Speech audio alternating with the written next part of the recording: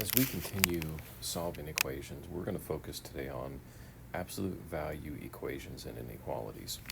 And we know that absolute value is a number of a number is its distance from zero. So the absolute value is always going to be a positive number. So the distance from zero, when you just think about if I have a number line, and we're talking about the absolute value of x is equal to 3.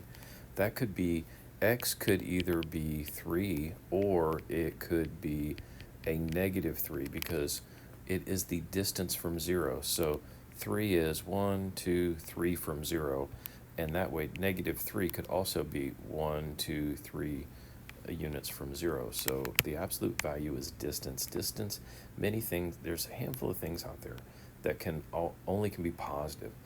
You don't have negative distance, you don't have negative speeds, those kind of things. You don't have negative area. Those are positive values. You can't have negative length. You can have length going in a different direction. You can have speed going in reverse, but it is not negative speed, it is just speed in a different direction. So these kind of things where we have absolute value, it's always going to be a positive value.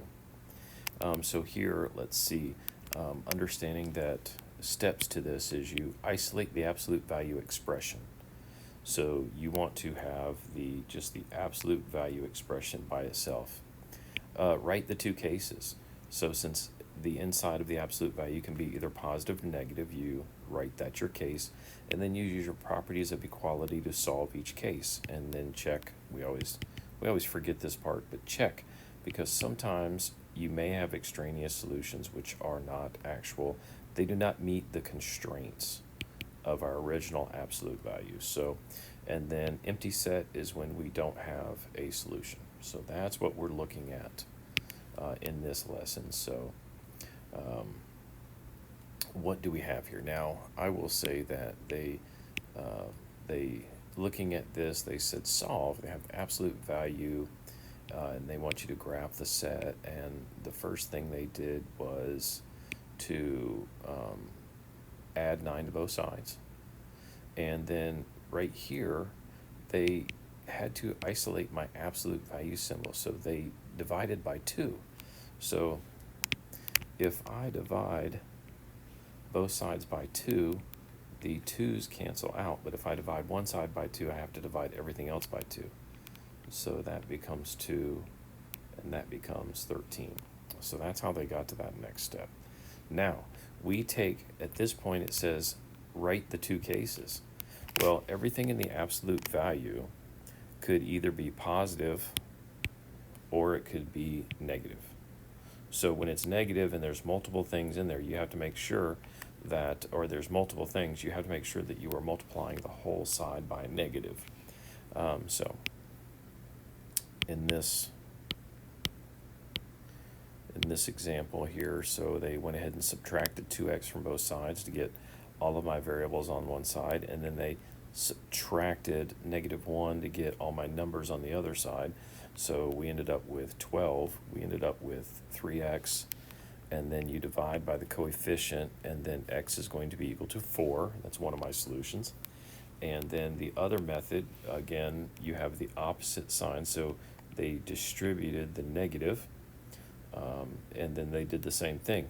They now added 2x to both sides, giving us 7x. They subtracted 1 from both sides, giving us -14, and then dividing by the coefficient, x is -2. When you plug that back in the original, the absolute value of 20 plus 1, 21, 2 times 21 is 42 minus 9 equals 4 times 4 plus 3, 33 equals 33. Plugging it back in, we find that, yes, these are true statements. So both of those are a solution. So if we were to have a solution, it should be something along the lines of the solution set is 4 and negative 2. I would say the best way to write the solution set, though, would be negative 2 and 4. Typically, you always start with the lower number to the left. Okay, so that is understanding how to do an absolute value equation. Here, go ahead and graph the solution set for this. So you have to solve it in order to graph it.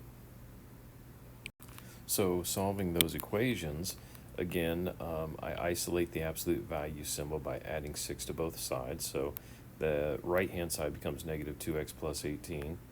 The absolute value, 5x minus 3, has now been isolated. So I write both occasions or both conditions. 5x minus 3 equals negative 2x plus 18. Doing my inverse operations, I add 2x to both sides, combine like terms. 7x minus 3 is equal to 18. And then go ahead and add 3 to both sides to continue to isolate my variable, and 7x is equal to 21 dividing by 7. X is equal to 3.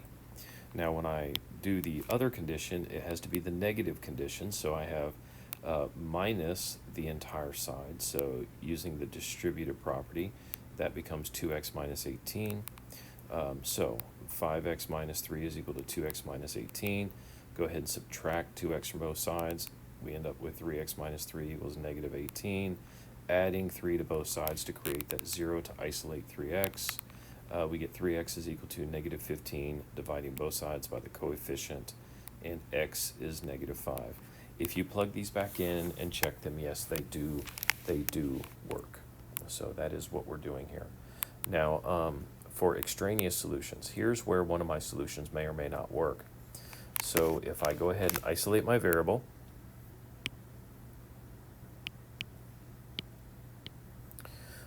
they have, let's see, how have they done this? They have added x to both sides, and they have come up with 4x minus 4 on the right. Then they're going to divide everything by 2 to isolate my variable, so we end up with 2x minus 2 because they had to get rid of that coefficient basically to the absolute value symbol. So now they go ahead and have both cases. They have the positive case, and then they have the negative case where they multiply the entire side by negative. So this would become negative 2x and a positive 2. So continuing on, they do the inverse operations, and they find out that x is 3 and x is 1/3. So it appears that those are my possible choices. And then when I substitute them in, when I work with 3, sure enough, it's 5 equals 5. That's a true statement. But when we sub in the 1/3, 7/3 does not equal negative 3. So that's why that is false. That's your extraneous solution. It's not true. So the only solution is 3. So there's your solution set is 3. Empty set. Empty set occurs when you can't actually have an answer. And in this case, it's actually sort of quickly identifiable. Isolating my absolute value, I need to subtract 10 from both sides. So in doing so, minus 10, right? Minus 10, or down here, I guess, minus 10, minus 10.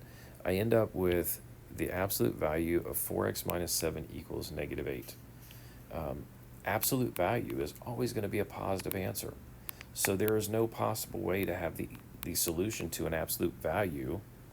This absolute value can never be a negative 8. So there is actually an empty set. There is no possible way. This sentence is, we'll just call it not true. The solution is empty set. So there you go. Understanding that, there's no possible answer. I didn't actually have to do much more work than that. Now here it says solve each absolute value equation and then find out your answer. So here I will just say that we'll do these. I'll do all of these over here to check, but you should be working on these too. Stop the video, try them, then go back and check them. That kind of work. Okay, so as we solve these problems, if we look at A, well, there's your answers. If you came up with them, we want to check them. If we look at A, of course, you have your absolute value is already isolated. So I went ahead and combined like terms on the positive. I subtracted x from both sides. That became 0, so I have 18 is equal to 3x. And then I added 8 on both sides. That became 0. So that's not what I meant to do. I did add 8 to both sides. That became 0. So 18 is equal to 3x. Divide both sides by 3, and x is going to be equal to 6. Now with the negative, we have to use the distributive property. And then we have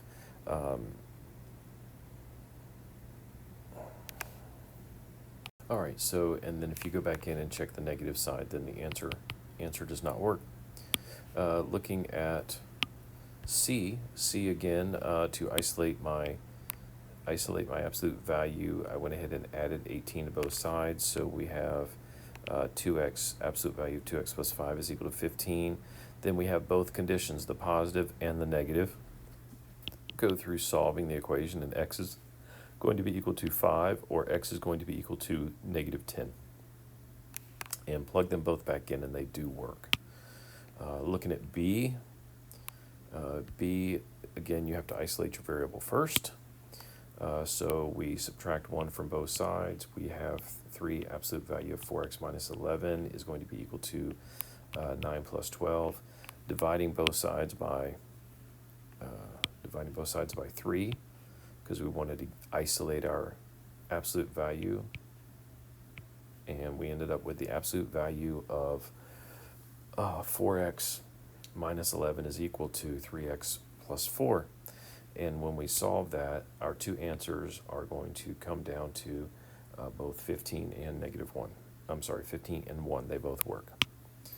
One of those exceptions is D. When we isolate our variable, isolate our absolute value symbol, we went ahead and added or subtracted 3x from both sides. So this becomes 0, so we just have 10. So negative 5 absolute value, 7x minus 2 is equal to 10. You divide both sides by negative 5, and this becomes negative 2.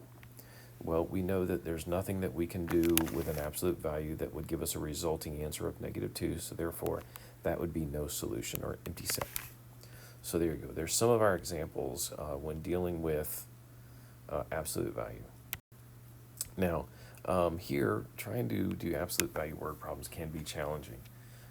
So here, the NFL regulates the inflation of or air pressure of footballs used during games. It requires that the footballs have an air pressure of 13 pounds per square inch, plus or minus 0.5. So what is the greatest or least acceptable air pressure of a regulation football? So describe the task. List any questions that you may have. What we're trying to find out, though, is there's some grace on our football that it can have a little bit of air too much or a little bit too little, but not, so it's got to be within this boundary. So I'm thinking that the air pressure, which is X, minus 13, so that's how much would be in it, minus 13, is going to be equal to 0.5. Okay, so that would be the greatest value that the greatest deviation that we could have. So what are my solutions? Well, I have x minus 13 is equal to 0.5. Go ahead and add 13 to both sides. And then x is equal to 12.5. Now you have the negative side, so you have x minus 13 is equal to negative 0.5. And I'm going to add 13 to both sides. Let me fix this real quick while I'm thinking about it. This is wrong. I clearly can't add. 13.5. Add 13 to both sides, and x is going to be equal to 12.5. So my two solutions are 12.5 and 13.5. So the air pressure of the ball has to fall between those 2 points, and it would be considered satisfactory. That's what they're talking about here, is we do some form of interpretation of what we're experiencing. Now here, talking about inequalities, the same rules apply to inequalities I would just say, you have to remember that one golden rule that when you are dividing by a negative number, you want to make sure that you you reverse your inequality symbol.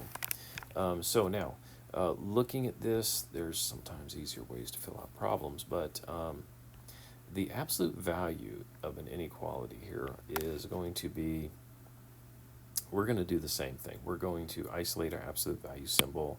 So I'm going to add 5 to both sides, and we end up with 16. So the absolute value of 4x minus 8 is less than 16. So here we have, they went ahead and made their two conditions, both positive and negative, and they solved them independently, and they said that x is less than 6 or greater than negative 2.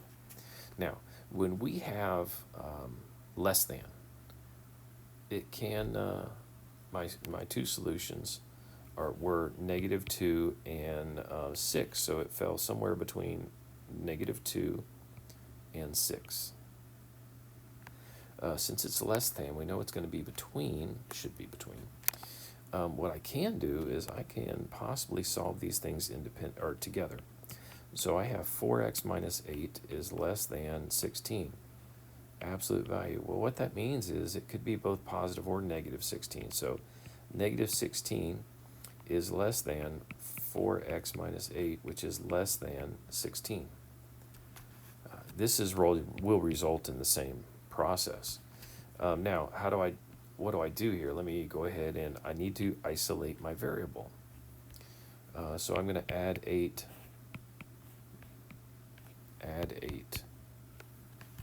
to, what I do on one side of the inequality, I have to do on the other side of the inequality. I just have two inequalities to work with here.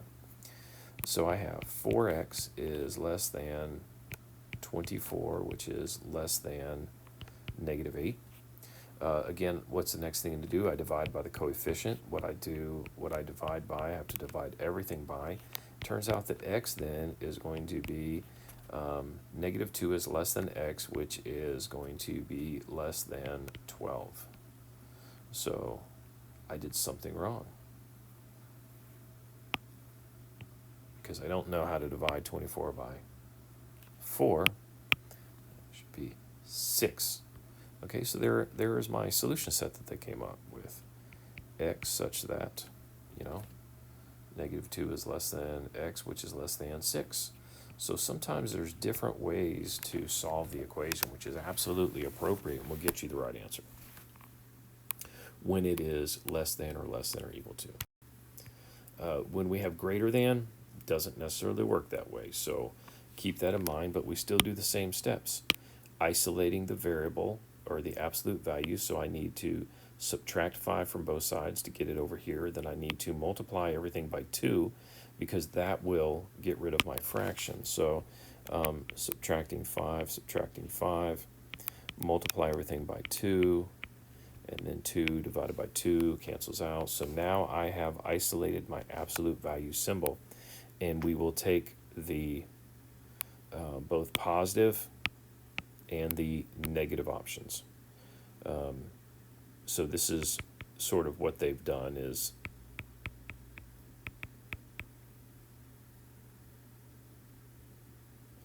so we have the negative in order to get this when we started off here, right? Negative of 6x plus 3 is greater than or equal to 18. They would have divided everything by the negative symbol. Ultimately, that would be the easiest way to do that. When they did that, my inequalities reverse sign. So that's what's happening here. That's why it reversed. They went ahead and processed, they added 3 to both sides. Sorry, they subtracted 3 to both sides, getting late, getting tired. Subtracted 3 from both sides. They continue on, and x is less than or equal to negative 7/2. And then when they did the other side, it was greater than or equal to 5/2. So those are my two possible solutions, or the span of solutions. It's one or the other. So all the values of x less than or equal to negative 5 7/2 as well as all the values greater than 5/2. So if we were to graph that, let's think about that. Negative 7/2. This is actually negative 3.5.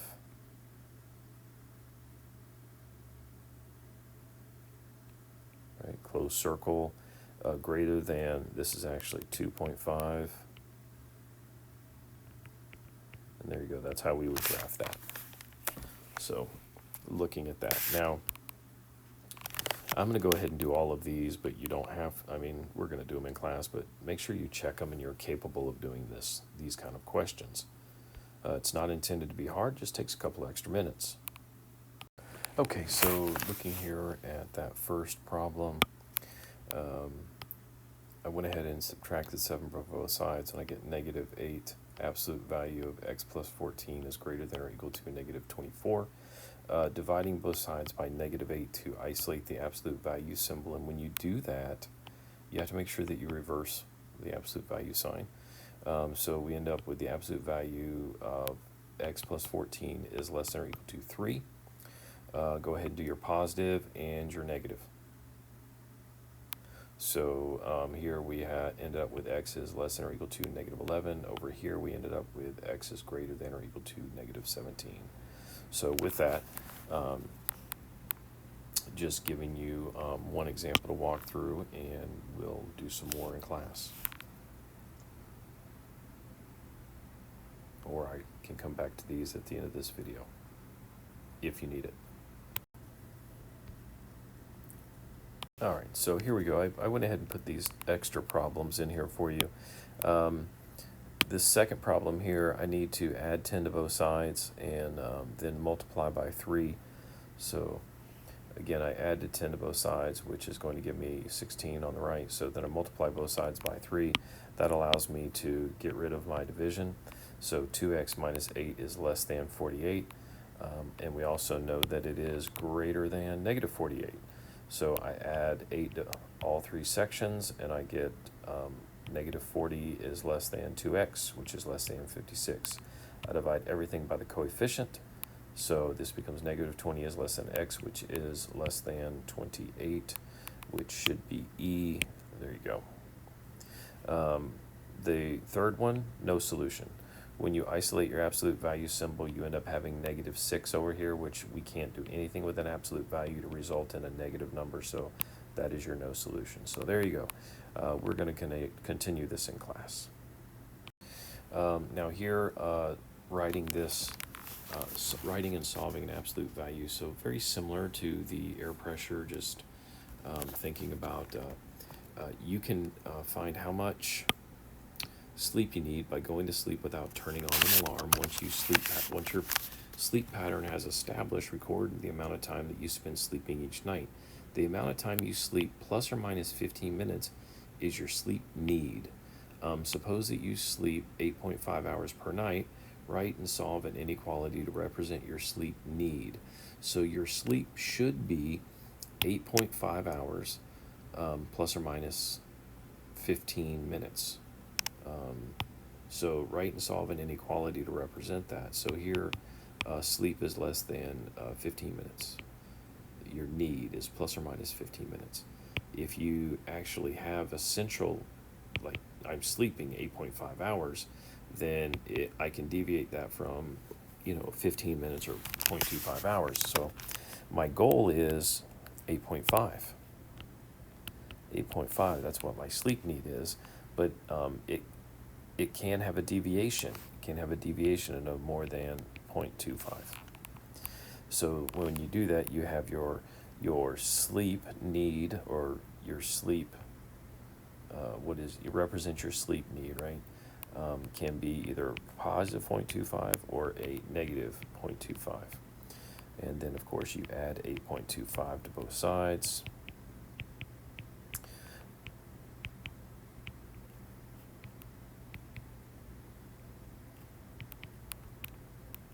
And you end up with 8.75, which is 8 3/4, or you end up with